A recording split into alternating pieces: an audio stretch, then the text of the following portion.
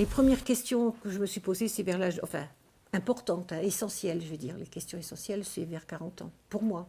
Mais bon, il y en a des plus précoces. Moi, je ne suis pas précoce. Donc, ouais, 40 ans. D'accord.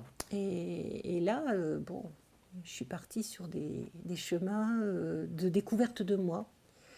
Et c'est un sacré voyage aussi, qui n'est pas abouti, hein, il ne sera jamais abouti. Parce qu'en vieillissant, on a besoin de retrouver des souvenirs, en fait. C'est pas triste du tout, c'est pas de la tristesse, c'est simplement de la nostalgie. Et comme la mémoire, en plus, elle a tendance à afficher le camp, ben, chez moi, déjà, la mémoire n'était pas très bonne déjà quand j'étais gamine, donc c'est encore plus difficile maintenant. Et c'est vrai que ça fait quelques années que j'ai envie d'aller seule à Paris, me louer une chambre, à côté de Montparnasse, par exemple, puisque j'arrive à Montparnasse, et puis après prendre les bus, les métros. J'aimerais me faire mon pèlerinage, mais à mon rythme, parce que je ne marche pas vite, j'ai des problèmes quand même de locomotion. Donc à mon rythme, et seule pour pouvoir m'imprégner et essayer de retrouver des souvenirs de cette époque, si tu veux. Il ne faut pas vivre avec le passé, mais de retourner dans son passé, c'est très bon. D'abord parce qu'on vient de là. Je veux dire que s'il n'y avait pas eu ce passé, on ne serait pas ce qu'on est aujourd'hui. Donc on va pas le renier, ce passé, quel qu'il soit. Il peut être bon ou pas bon. C'est-à-dire qu'il ne faut pas que ça soit une obsession. Il ne faut pas que ça soit une obligation, un grand besoin. Il ne faut pas que ça soit quelque chose qui te bouffe la vie. Ça, c'est sûr que si c'est obsessionnel, là, en effet, c'est très mauvais. Hein, parce que la vie, c'est maintenant, ici, maintenant. Ce qu'on est en train de faire. C'est ça la vie. Après, bon, on peut retourner sur ce qu'on a vécu, mais justement, c'est de la douceur, c'est quelque chose de doux. Enfin, moi, en tout cas, je le vis comme ça. Il y a quelques années, avec mon ex-compagnon, on est allé en Crète. Et je voulais retourner à la Canée, parce que mon mari m'y avait emmené il y a, je ne sais plus quelle année, en 60, peut-être 76 justement. Je crois que c'est la fameuse année où j'ai déménagé sur Arpajon. Je gardais un souvenir, mais un souvenir extraordinaire de cet endroit.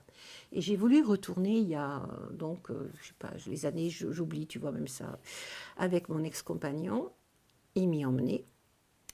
Et là, c'était complètement foutu, quoi. Tout ce que j'avais aimé, tout ce qui me plaisait dans cette ville, ben, plus rien n'était là. Plus rien du tout. Et c'est marrant parce que avant de quitter la Canée, j'en longeais le port. Et puis, au moment où j'avais les larmes, tu sais, qui coulaient, alors mon compagnon qui essayait de me consoler en me disant, mais bon, allez, on va aller se balader ailleurs. Il y a un bateau, son nom, ça s'appelait C'est la vie. Je te jure, c'est trop drôle. Et je me suis dit, tiens, C'est un signe. c'est un signe. Ben oui, c'est la vie, c'est comme ça. Tout change, tout se transforme, tout, voilà. Alors le présent, ben voilà, on tape à ta porte. Tu retrouves deux mecs que tu connais pas. Et puis voilà. Et puis il se passe des choses. Et puis c'est bien. Et puis, tu vis ça et c'est super. Et c'est ça la vie. C'est ce qui se passe maintenant.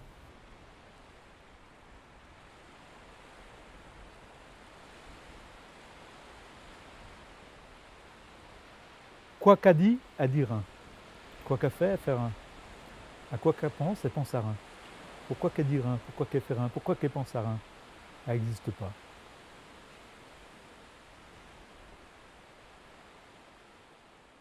C'est pour que ni toi ni moi, on ne se prenne trop au sérieux dans cette interview. D'accord. Je sens que c'est vrai, je laisse derrière moi des choses. Mais je ne fuis pas en fait. Mais quand même, tu m'as interrogé sur, ou du moins ton projet m'a interrogé sur ce que pouvait être la fuite et ce que je fuis moi. Parce que fuite pour moi c'est quelque chose qui est de l'ordre d'une peur. Et j'ai pas eu l'impression, en coupant, d'avoir peur.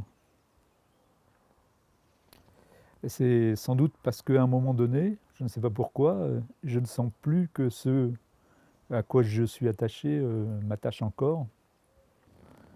Et ce qui me fait vivre, c'est plutôt mon lien aux autres à ce que je peux faire avec d'autres hommes, quoi, ou d'autres femmes. Simplement, si on peut parler, mais je ne parlerai pas alors là de religion, mais peut-être de foi, c'est-à-dire au sens de croyance forte. C'est ce que j'ai éprouvé un jour dans le bled algérien, quand m'étant trouvé devant une tente de nomades dans un champ de chaume au milieu des troupeaux, avec des amis algériens.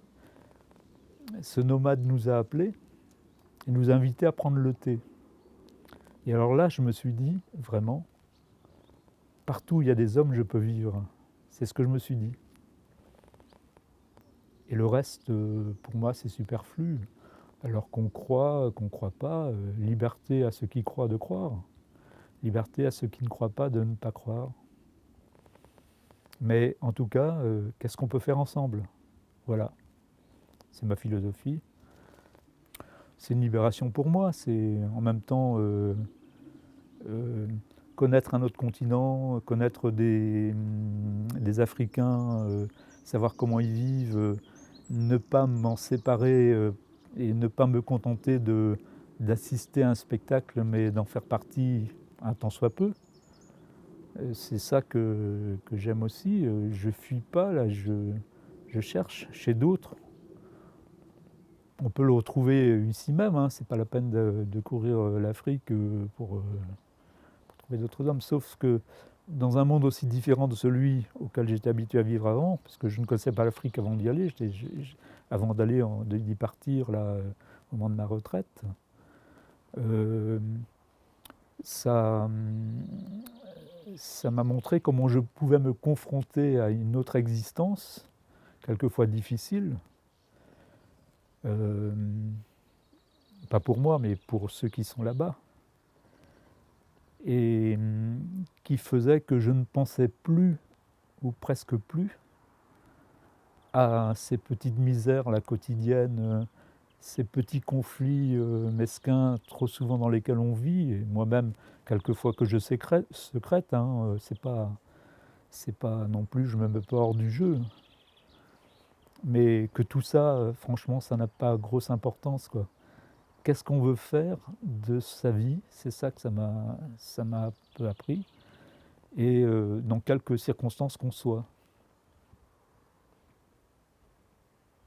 Ben, la preuve, bon, je vous connais depuis hier soir, mais ce que vous faites, ça me dit que vous cherchez quelque chose, vous cherchez à connaître les gens qui vous entourent, vous cherchez à mieux connaître la société dans laquelle vous êtes, et pas par un média interposé, mais en acceptant de prendre plusieurs mois de votre existence pour aller voir les autres, ce qui est méritoire. C'est une belle aventure.